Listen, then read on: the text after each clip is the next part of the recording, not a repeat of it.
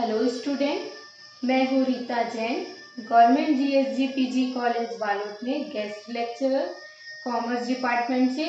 और आज का जो मेरा लेक्चर है वो एमकॉम 4th सेमेस्टर के लिए है, जिसमें मेरा सब्जेक्ट है प्रिंसिपल ऑफ मार्केटिंग। इसमें मैं आपको यूनिट 5 बताऊंगी, जिसमें टॉपिक है आज का मेरा वितरण माध्यम।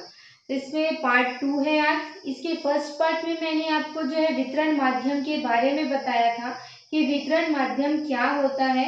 साथ ही मैंने उसमें जो है वितरण माध्यम के प्रकार भी बताए थे कि किन किन प्रकारों के द्वारा जो है वितरण माध्यम किया जा सकता है। वितरण माध्यम का मतलब यह है कि एक ऐसा माध्यम है जो निर्माताओं के द्वारा जो है वस्तुओं को उपभोक्ताओं तक क्या किया जाता है, पहुंचाया जाता है। उसको पहुंचाने के लिए जिनका सहारा लिया जाता है वो जो है वितरण माध्यम कहलाता है। और आज की क्लास में जो है वही वितरण माध्यम का ही मैं जो है आपको बताऊंगी कि वितरण माध्यम को जब अपन चयन करते हैं तो चयन करना कि कौन सा माध्यम अच्छा है, कौन सा माध्यम में कौन सी दिक्कतें आएगी और कौन सा माध्यम जो है चयन करने से मितव्ययी होगा। तो ये सारी चीजों का ध्यान रखते हुए जो है वितरण माध्यम का क्या करना चाहिए, चयन करना चाहिए। तो इन्हीं वितरण माध्यमों को जो प्रभावित करने वाले तत्व हैं या घटक हैं वो कौन कौन से तत्व हैं जो वितरण माध्यम को जो क्या करते हैं, प्रभावित करते हैं। तो आइए स्टार्ट करते हैं आज की क्लास। वितरण माध्यम को प्रभावित करने वाले घटक। देखो, निर्माताओं हैं, उत्पादकों हैं, उनको अपनी वस्तुओं को क्या करना है, अंतिम उपभोक्ताओं तक पहुंचाना है। तो उन्हें क्या है, एक अच्छा और उपयुक्त माध्यम का चुनाव करना क्या है, जरूरी है। क्योंकि जब तक वह अच्छा उपयुक्त माध्यम का चुनाव नहीं कर लेंगे जिससे कि उनका क्या हो, लाभ अधिकतम हो, तब तक वो जो है सफलता प्राप्त नहीं कर सकते। क्योंकि किसी भी वस्तु के जो मार्केटिंग है उसमें वितरण माध्यम का चुनाव करना जो बहुत ही इम्पोर्टेंट है। यदि जो है चुनाव उचित रूप से सही तरीके से अगर नहीं कर पा रहे हैं तो उपभोक्ताओं को जो है वस्तु वो सही कीमत पर जो है नहीं मिल पाएगी और निर्माताओं को जो अपने कार्यक्रम के अनुसार जो लाभ प्राप्त करना है वो लाभ वो प्राप्त नहीं कर पाएंगे। तो एक निर्माता है, उसको वितरण माध्यम का चुनाव करते समय सारे घटकों को क्या करना चाहिए, ध्यान में रखना चाहिए। तो इन्हीं घटकों के अंतर्गत जो है जो वितरण माध्यम को चुनाव करते समय प्रभावित करते हैं उसमें जो है अलग अलग घटक है। टोटल जो है 6 घटक जो है वो प्रभावित करते हैं। पहला जो घटक है वो है बाजार संबंधी बातें हैं। बाजार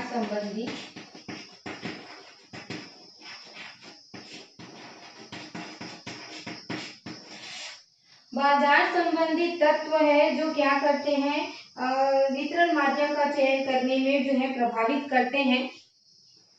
तो सबसे पहला इसमें आ जाएगा बाजार में जो ग्राहकों की संख्या है। यदि जो है जैसे कोई वस्तु विशेष ले लें, उसका बाजार जो है बड़ा है, जैसे कपड़ा है, अनाज है, जूता चप्पल है, साइकिल है, इन सारी चीजों का जो है अगर बाजार बड़ा है तो उनको क्या करना चाहिए, मध्यस्थों की सहारा लेना चाहिए, उनकी सेवाओं का जो है उपयोग लेना चाहिए। यदि बाजार जो है छोटा है तो फिर वहां पर निर्माता अपनी वस्तुओं का विक्रय क्या कर सकते हैं, स्वयं कर सकते हैं। तो ये जो है ग्राहकों की संख्या के ऊपर क्या करता है, डिपेंड करता है वितरण माध्यम का चयन करना। इसके बाद जो है दूसरा जो कारण हो सकता है यही बाजार संबंधी में कि बाजार का जो भौगोलिक केंद्रीकरण है वो कैसा है। यदि जो वस्तु के ग्राहक है वो एक निश्चित एरिया में ही रहते हैं और तो उत्पादक जो है उनको डायरेक्ट विक्रय का जो है माल जो है विक्रय कर सकते हैं। लेकिन यदि जो उनकी वस्तु है वो उसका बाजार बड़ा है, फैला हुआ है, खाली एक ही एरिया में नहीं है और कई क्षेत्रों में जो है उनका माल बिकता है, तो ऐसी स्थिति में उनको जो है अप्रत्यक्ष माध्यम का क्या करना चाहिए, चयन करना चाहिए। मतलब कि जो है वितरण माध्यम के जो है अलग अलग जो प्रकार हैं, तो व्यापारी, फुटकर व्यापारी, उनकी सहायता से क्या करना चाहिए, विक्रय का तरीके को अपनाना चाहिए। इसके अलावा जो है बाजार में जो है उनके आदेश कितने मात्रा में होते हैं, ये भी डिपेंड करता है। यदि उनकी जो आदेश है वो उसकी मात्रा बहुत बड़ी मात्रा में है तो उनको फिर जो है डायरेक्ट क्या कर सकते हैं, उनको माल जो है आदेश तो कम है लेकिन वो बड़ी मात्रा में क्या करते हैं, आते हैं, तो फिर उनको जो है डायरेक्ट माध्यम का क्या कर सकते हैं, चयन कर सकते हैं। लेकिन यदि उनका जो आदेश है वो बहुत अधिक मात्रा में आता है तो और आदेशित वस्तु भी कम होती है तो फिर उनको क्या है, थोक व्यापारियों की क्या करना चाहिए, सहायता लेनी चाहिए। इसके बाद जो है ग्राहकों की जो खरीदने की आदत कैसी है, जैसे कि वो जो है उधार खरीदने की इच्छा रखते हैं क्या, और क्या वो थोड़ी थोड़ी मात्रा में खरीदते हैं क्या।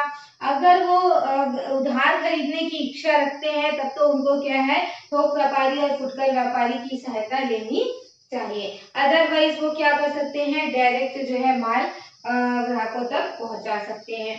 इसके साथ ही बाजार में मान लो वस्तु की जो उपयोगिता है, क्योंकि ये देखना होगा कि जो वस्तु है वो उपभोक्ताओं के लिए है या जो औद्योगिक कार्य है या पूंजीगत माल है उसके लिए है। और यदि जैसे उपभोक्ताओं के लिए वस्तु है तब तो उनको क्या है, फुटकर व्यापारी थोक व्यापारी की क्या लेनी चाहिए, सहायता लेनी चाहिए। लेकिन अगर औद्योगिक क्षेत्र की वस्तुएं हैं तो वो डायरेक्ट क्या कर सकते हैं, उन औद्योगिक कर्ता को जो है अपना माल दे सकते हैं। इसी प्रकार से बाजार में यदि क्रय की बारंबारता है, यदि जो है दैनिक उपयोग की डेली यूज की वस्तु है और उपभोक्ता उसको बार बार खरीदेंगे तो ऐसी अवस्था में जो है उनको विक्रय करने के लिए मध्यस्थों की सहायता जो है लेनी चाहिए। और जैसे उपभोक्ता है वो कभी कभी क्या करते हैं, खरीदते हैं तो उनको फिर जो है डायरेक्ट माध्यम का क्या करना चाहिए, यूज करना चाहिए माल को विक्रय करने के लिए। ये हो गया अपनी बाजार संबंधी जो बातें हैं, मार्केट से रिलेटेड जो है, ये विपणन से रिलेटेड जो है तत्व है जो क्या करते हैं, प्रभावित करते हैं। इसी के साथ साथ वस्तु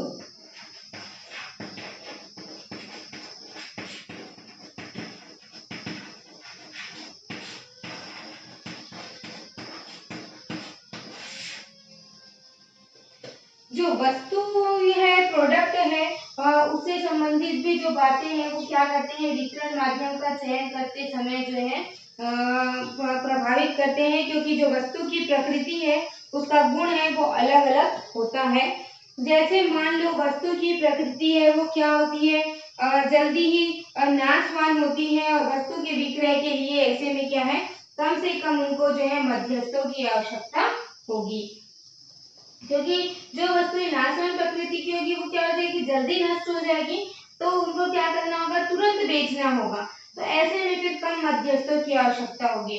और यदि वो वस्तु क्या है, टिकाऊ है और उसका जो मतलब वो लंबे समय तक रह सकती है तो फिर लंबा वितरण माध्यम का भी क्या हो सकता है, चयन किया जा सकता है, क्योंकि इसमें खराब होने का भय अपने को रहेगा नहीं, तो क्या है, थोक व्यापारी फुटकर व्यापारी के माध्यम से क्या कर सकते हैं, विक्रय कर सकते हैं।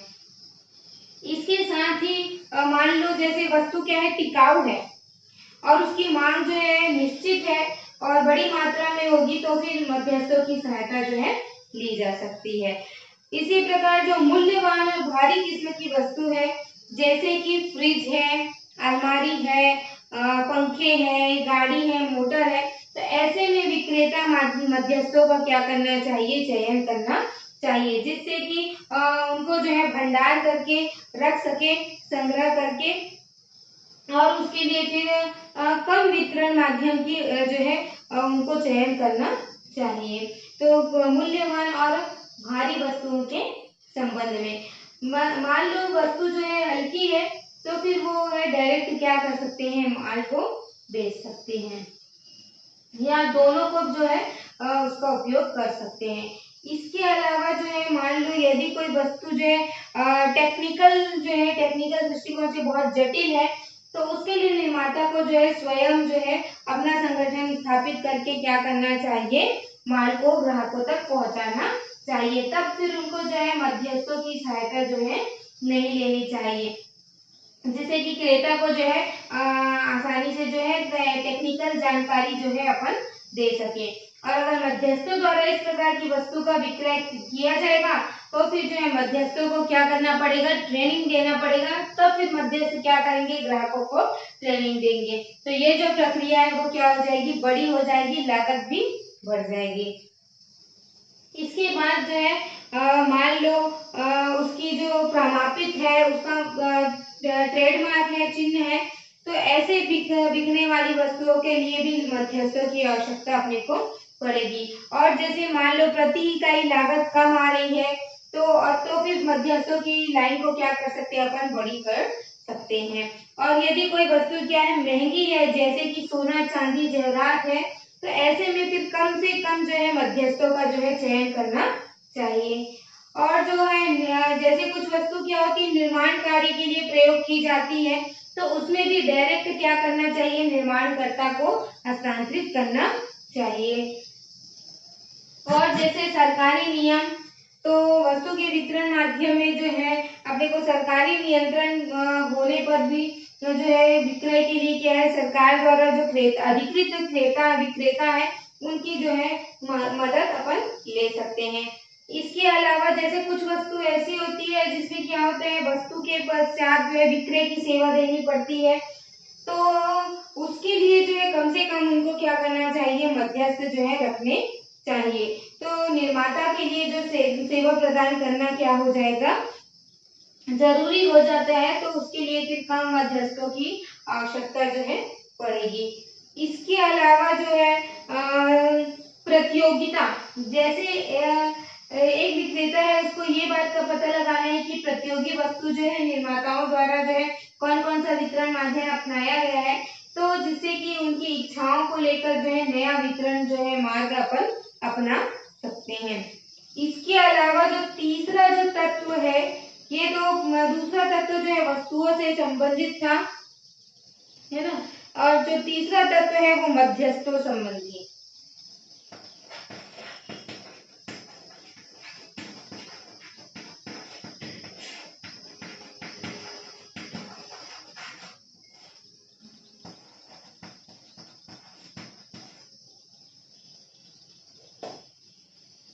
जो मध्यस्थ संबंधी बातें हैं वो भी क्या करते हैं, बाजार को जो है वितरण माध्यम को प्रभाव डालती है।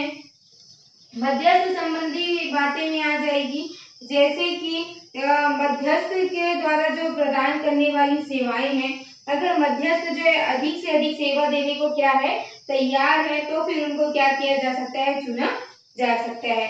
और यदि कोई जो नई वस्तु का निर्माण किया जा रहा है, जिसके लिए किसकी जरूरत है, एडवर्टाइजमेंट की जरूरत है, विक्रय संवर्धन की आवश्यकता है, और प्रतिनिधि चुनना है अपने को, और तो उस समय मध्यस्थ की आवश्यकता जो है नहीं है। इसके अलावा उपलब्धता, जैसे निर्माता को है किस प्रकार के जो मध्यस्थों की आवश्यकता है, तो उनको उस प्रकार के मध्यस्थ मिल रहे हैं कि नहीं मिल रहे हैं। जैसे मान लो एक निर्माता है, उसको केवल एक मात्र ही वितरक क्या चाहता है कि वो एक ही क्या रखे, वितरक रखे, तो उनको ऐसे मध्यस्थ मिलते हैं कि नहीं मिलते, तो उसको फिर उसके हिसाब से जो है वितरण माध्यम को क्या करना पड़ता है, अपना चेंज करना पड़ता है। तो उसकी उपलब्धता भी क्या करती है, वितरण माध्यम को प्रभावित करती है कि वितरण माध्यम कितना होगा। इसके अलावा लागत, ये भी बहुत इंपॉर्टेंट है। जैसे किसी साधन में वितरण माध्यम की जो लागत है वो कम पड़ रही है, तो फिर वितरण का माध्यम जो है वो बड़ा किया जा सकता है, क्योंकि देखिए कुछ वस्तु जो है उपभोक्ताओं तक पहुंचते पहुंचते जो है उसका मूल्य एकदम से क्या हो जाता है, बढ़ जाता है, और फिर ग्राहक उसको खरीदना जो है वो नहीं चाहते, जिससे निर्माताओं को क्या होती है, नुकसान उठाना पड़ता है। तो ऐसे कंडीशन में जो है जिसकी लागत कम आ रही है, तब तो माध्यम का आप ज्यादा चयन कर सकते हैं, लेकिन जो है अगर लागत जो है ज्यादा आ रही है तो फिर कम से कम वितरण माध्यम का क्या करना चाहिए, चयन करना चाहिए। इसके अलावा जो पॉलिसी है, नीति है, वो भी वितरण माध्यम को क्या करती है, प्रभावित करती है। जैसे जो कभी कभी मध्यस्थ जो है किसी वस्तु को बेचना चाहता है, लेकिन उसकी क्या होती है, शर्त होती है कि वो वस्तु को क्या करेगा, अधिक मूल्य पर बेचने की क्या किया जाएगा, उसको अनुमति दे दी जाए। लेकिन निर्माता जो है निर्धारित मूल्य पर बेचने से क्या मानता है, अपनी ख्याति मानता है। तो उससे भी क्या जो है मध्यस्थ भी जो है निर्माताओं की बात को मानना नहीं चाहते हैं। तो इसका मतलब ये है कि जो निर्माता है वो अपनी नीति के अनुसार क्या करेगा, मध्यस्थों का चुनाव करेगा। तो इस प्रकार से मध्यस्थ संबंधी जो बातें हैं वो भी क्या करते हैं, वितरण माध्यम को प्रभावित करते हैं। इसके अलावा संस्था संबंधी बातें,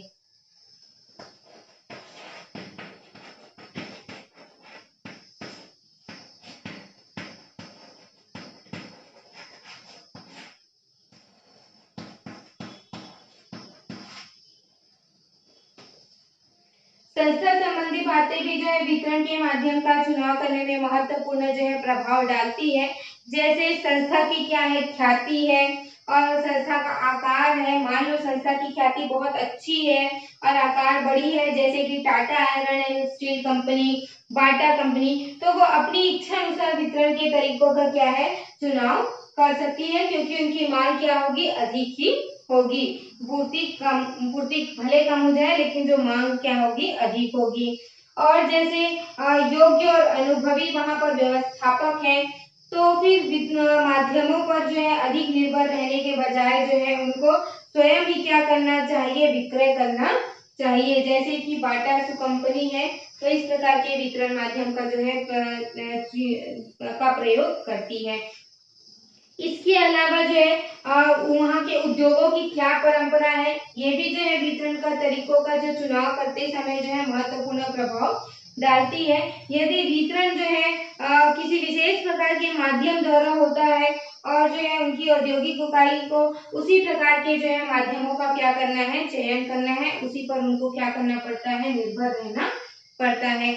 इसके अलावा जो वित्तीय साधन, ये भी इम्पोर्टेंट है, महत्वपूर्ण है, क्योंकि अगर वित्तीय संसाधन है, वित्तीय दृष्टि से अगर जो है बहुत सारी जो कंपनी है वित्तीय साधनों पर ही निर्भर करती है। यदि वो वित्तीय दृष्टि से जो कंपनी कमजोर है, आर्थिक दृष्टि से जो है कमजोर है, तो फिर वो एजेंट और थोक व्यापारी की सेवाओं पर उसको क्या करना पड़ेगा, निर्भर रहना पड़ेगा। और अगर वो आर्थिक दृष्टि से सुदृढ़ है, अच्छी है कंपनी, संगठन उसका मजबूत है, तो फिर वो क्या कर सकती है, डायरेक्ट जो है कंज्यूमर तक जो अपना माल जो है बेच सकती है। इसके अलावा मध्यस्थों की सुविधाएं, अगर निर्माताओं को जो है मध्यस्थों की सुविधाएं मिल रही है, तो फिर उनको जो है वितरण के माध्यम का क्या करना चाहिए, चयन करना चाहिए। और यदि उनको सुविधाएं तैयार नहीं है, मध्यस्थों की संख्या कम है, तो फिर डायरेक्ट जो है कंज्यूमर को माल जो है बेचना चाहिए। तो इस प्रकार से जो संस्था है, जो उपक्रम है, वो भी क्या करते हैं, इन सारी चीजों को क्या करते हैं, प्रभावित करते हैं। इसके अलावा सरकारी नीतियां,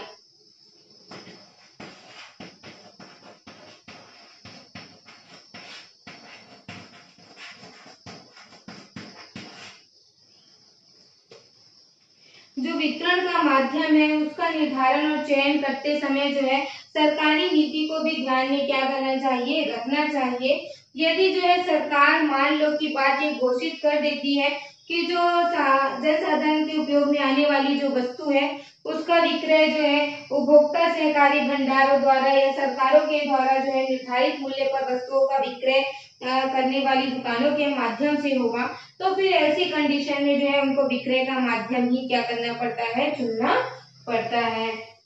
और यदि सरकार ने जो है किसी वस्तु के विक्रय में मान लो थोक व्यापारी को बोल दिया कि थोक व्यापारी के द्वारा किया जाएगा, तो ऐसी स्थिति में जो है उनको विक्रय थोक व्यापारी के माध्यम से करना चाहिए। या उन्होंने मना कर दिया कि नहीं, इस वस्तु को थोक व्यापारी के माध्यम से नहीं बेचा जाएगा, तो फिर उनको थोक व्यापारी की नियुक्ति जो है नहीं करनी चाहिए, क्योंकि इससे क्या होगा, सरकारी नीति का जो है उल्लंघन होगा।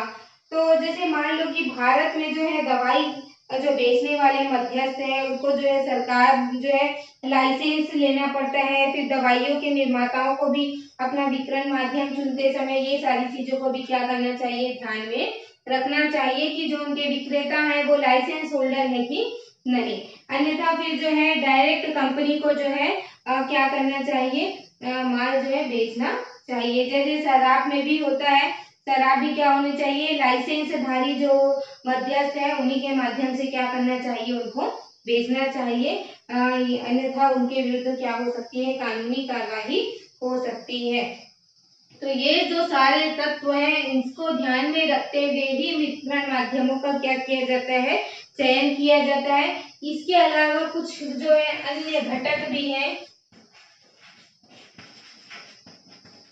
जो क्या करते हैं, वितरण माध्यम का चयन करते समय प्रभावित करते हैं। ये सारे घटकों के अलावा जो है जैसे कि संस्था का उद्देश्य क्या है, लाभ कमाना है कि प्रतियोगिताओं का सामना करना है, किस उद्देश्य के लिए जो है वो निर्माण कार्य कर रही है, ये भी है। और ग्राहकों का दृष्टिकोण कैसा है, और बाजार के जो पहुंचने की संभावना, उसकी क्षमता कितनी है, और जो वितरण माध्यम जो है वो निर्माता या उत्पादक के उद्देश्यों और लक्ष्यों के अनुसार है कि नहीं, ये सारी चीजें भी जो है वितरण माध्यम का चयन करते समय जो है प्रभावित करती है। और जो भी वितरण माध्यम का जो है चयन किया जा रहा है उसमें जो है ग्राहकों को भी ध्यान में रखकर करना चाहिए कि जो वस्तु है उसको उपभोक्ताओं को प्राप्त करने में क्या हो, आसानी हो, और जो भी माध्यम है वो संस्था के उद्देश्य के अनुकूल होना चाहिए।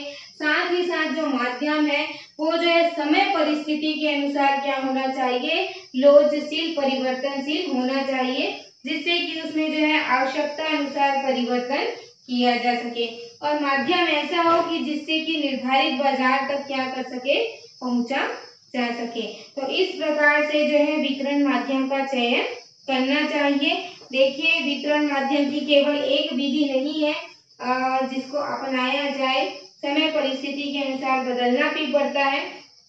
तो उनको आवश्यकता अनुसार जो है वितरण के माध्यम को क्या करने चाहिए, अपनाना चाहिए। वो अपने अनुभव के आधार पर विचार करके जो है वितरण के माध्यम का जो है चुनाव कर सकते हैं। तो स्टूडेंट, आज की क्लास में मैंने जो है वितरण माध्यम को जितने तत्व प्रभावित करते हैं उसके बारे में मैंने आपको बताया कि कौन कौन से जो ऐसे घटक हैं, कौन कौन से ऐसे तत्व हैं जो वितरण माध्यम का जो है चयन करते समय जो है ये सारे तत्व क्या करते हैं, प्रभावित करते हैं। तो आपको कोई भी दिक्कत आएगी तो मुझे कमेंट करेंगे। आई होप मेरा लेक्चर आपको पसंद आया होगा। अगर कोई भी दिक्कत जाता है तो मुझे जरूर बताएंगे।